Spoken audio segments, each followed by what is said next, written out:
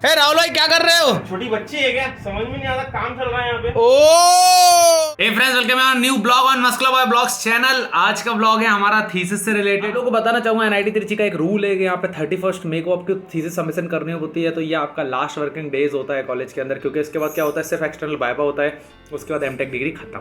तो आज है 30 तारीख और हम लोग कर रहे हैं अपने थीसिस में करेक्शन वगैरह। तो आप लोगों को थीसिस बता दूं क्या होता है जिनको बेसिकली नहीं पता। आप लोग क्या करते हो, एमटेक में प्रोजेक्ट करते हो, प्रोजेक्ट के बाद जो बीटेक करके आए उन्हें तो पता होगा, तो आपको सबमिशन करनी पड़ती है अपने प्रोजेक्ट की।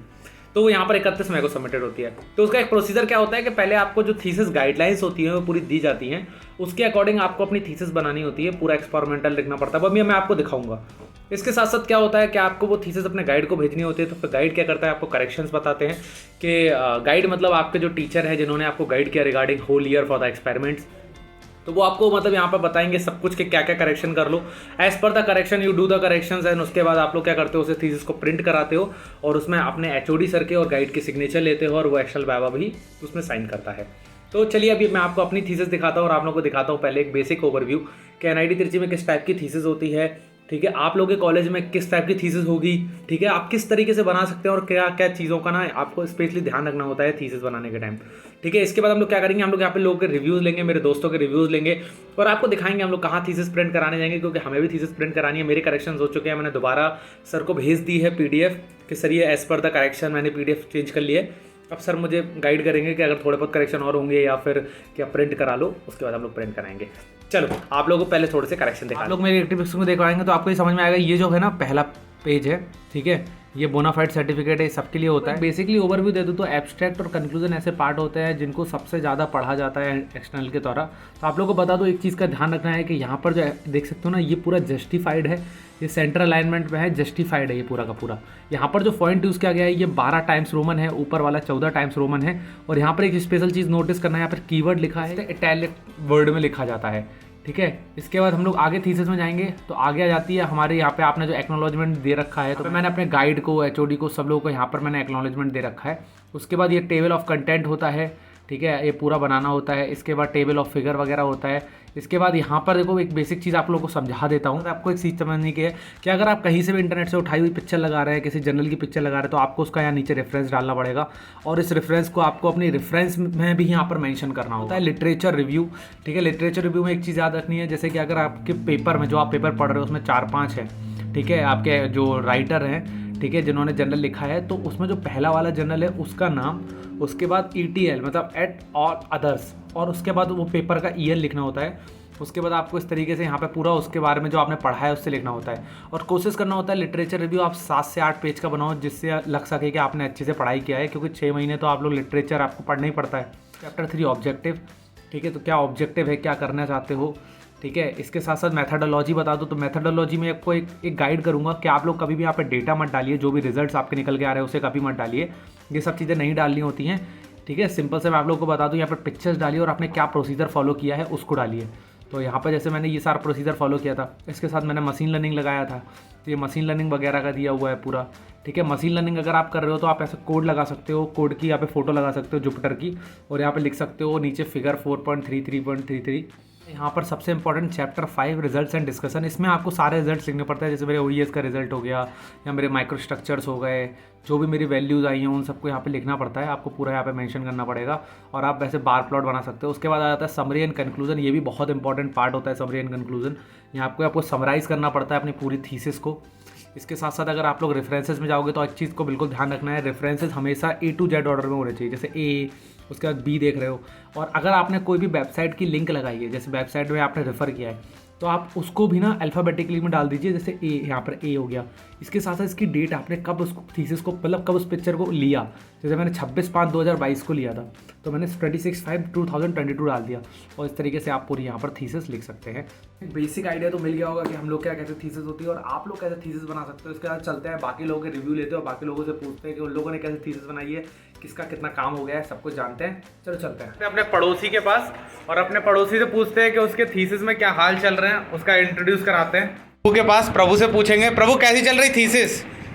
बस 2 पार्ट बचा है, एब्स्ट्रैक्ट और कंक्लूजन पार्ट बचा है, जो आज हो जाएगा और कल तक अपने को सबमिट करना है 31 मई तक। कुछ गाइडेंस बच्चों को, क्या आने वाले बच्चे कैसे थीसिस लिखे, थोड़ा बहुत बेसिक मैं तुम्हारा एक्सपेरिमेंट है कि तुम जो एक्सपेरिमेंट वगैरह करते हो लैब में, वो तुम्हारे पास डेटा रहेगा। उसके अलावा रिसर्च पेपर को तुम पढ़ोगे, उससे तुम्हें आइडिया मिलेगा कि तुम्हें किस स्ट्रक्चर फॉर्मेट में तुम्हें लिखना है। तो पेपर पढ़ेंगे अपन तो तरीका मिल जाएगा किस तरह से अपने को डेटा को लिखना है, तो पेपर को पढ़ के अपन सब लिखते रहिए। चलो, प्रभु ने बहुत अच्छा बताया।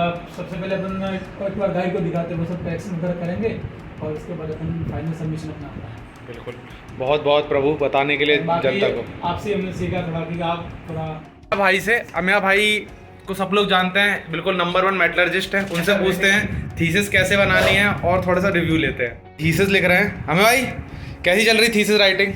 चल रहा है यार, पेज नंबर वगैरह ही बताता, वही कर रहे हैं अभी। अच्छा, बाकी थियोरेटिकल कंसेप्ट ही इम्पोर्टेंट होता है, बाकी वो सब फिनिशिंग वगैरह सब हो जाता है। दोस्तों से वगैरह हेल्प लेके, पीएचडी स्कॉलर से हेल्प लेके वो सब कंप्लीट हो जाएगा।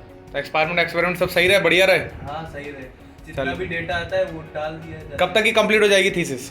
हो जाता है अभी कुछ, आज तो चेकिंग करवाने के लिए देंगे पीएचडी स्कॉलर वगैरह को, वो थोड़ा कुछ कमेंट्स देंगे, फिर करेक्शन करेंगे, फिर सेंड कर देंगे सर को। चलो, उनका कुछ रिप्लाई आएगा तो प्रिंट कर देंगे फिर। चलो बहुत बहुत थैंक्स। अब यहाँ बैठा है सनी अपना वेल्डिंग इंजीनियरिंग का। सनी का मैं बता दूं, सनी लास्ट 3rd सेमेस्टर का एस ग्रेड होल्डर है हमारे डिपार्टमेंट का।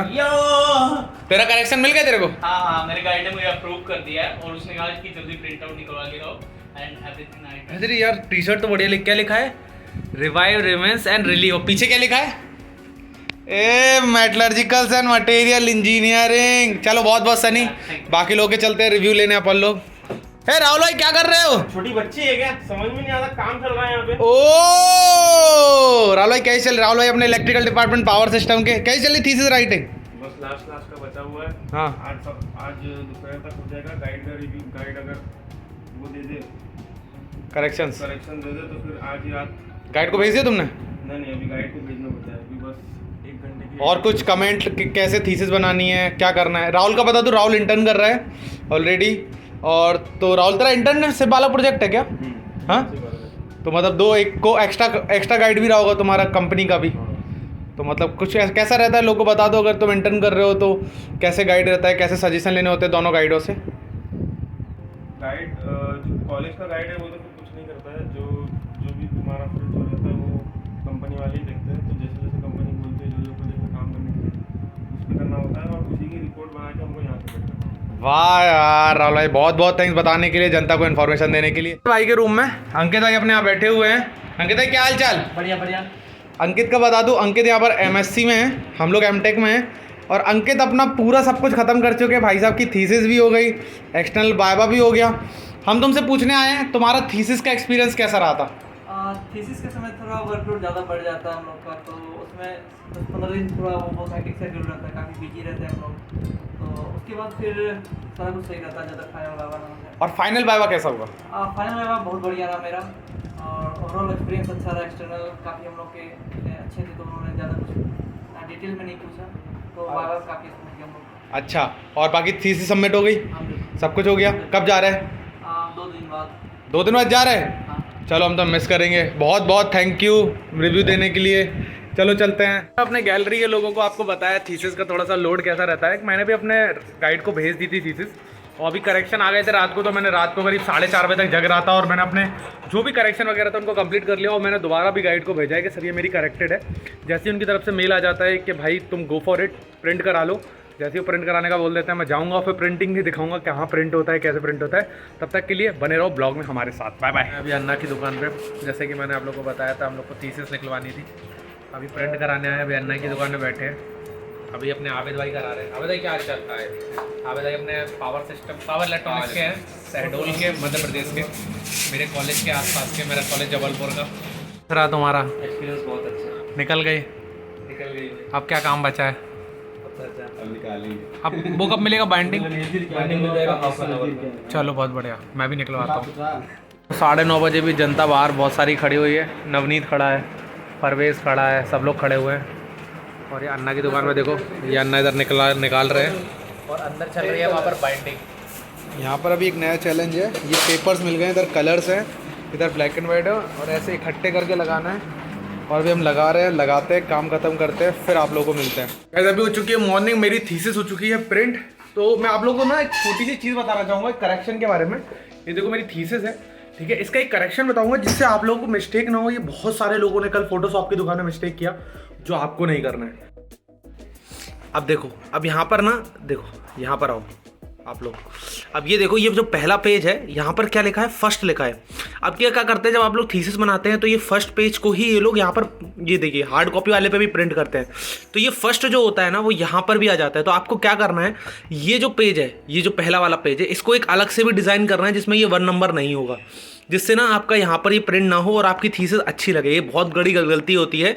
और ये देखिए मेरी चारों थीसिस बन चुकी हैं। 4 कॉपी क्यों बनाई जाती है, एक कॉपी मेरे लिए होती है, एक कॉपी हमारे गाइड के लिए होती है, एक कॉपी लाइब्रेरी सबमिशन के लिए होती है, और यहाँ पर जो चौथी कॉपी होती है वो एक्स्टर्नल वाइवा के लिए होती है। तो ये 4 कॉपी हैं, चारों सबमिट करेंगे। अब ये जा रही है मेरी thesis. Sir material science sir, done sir, thank you very much sir. आवरा सर मेरे ब्लॉग वालों को बोल दो सब्सक्राइब कर देना। ये हमारी थीसिस का हो चुका है साइन, ये हमारी थीसिस और ये हो चुकी है साइन। और हमारे साथ बैठे हैं हमारे सिब्बू भाई, सनी भाई, सब लोग। इन लोग से पूछते हैं, सिब्बू भाई ये साइन हो गई? हाँ यार हो गई। दिखाओ सर को, दिखा कहाँ पे होता है साइन। साइन तो यहाँ पे किया है। देखो यहाँ पर ना गाइड के साइन करने पड़ते हैं और एक साइड पे एचओडी सर की वो लगती है, सील लगती है ना। HOD के साथ करते हैं। बहुत बढ़िया लग रहा है, अच्छा लग रहा है। मतलब 7 आदमी को परेशान था थीसिस बनाने के लिए, करेक्शंस करके फिर प्रिंट करके साइन करवा लिया। अब ऐसा फ्री लग रहा होगा कि कुछ बता फ्री नहीं लग रहा है। हाँ बस और सनी हमारे साथ है, एस ग्रेड होल्डर। बहुत सही लग रहा है। Completed already. ये now waiting for last final viva. After that घर जाने का मन है? क्या है, कब से नहीं गया घर? 1 साल हो गया अब तो। तू सिर्फ? मैं तो जाके आया था। मैं सनी 1 साल से घर नहीं गए हैं। हम लोग का यूपी और उसका पंजाब पड़ता है। अब स्ट्रगल बहुत हो गया, ठीक है। 14 को मेरी ट्रेन है, तेरी ट्रेन मेरे साथ ही तो है।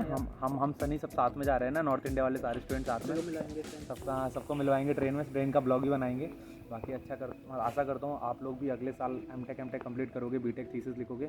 जो भी हेल्प मिले ब्लॉग को, अगर ब्लॉग अच्छा लगे तो ब्लॉग को लाइक करना है, ब्लॉग को शेयर भी करना है, सब्सक्राइब भी करना है। और बने रहना, जुड़े रहना मस्त क्लब ब्लॉग्स चैनल के साथ में।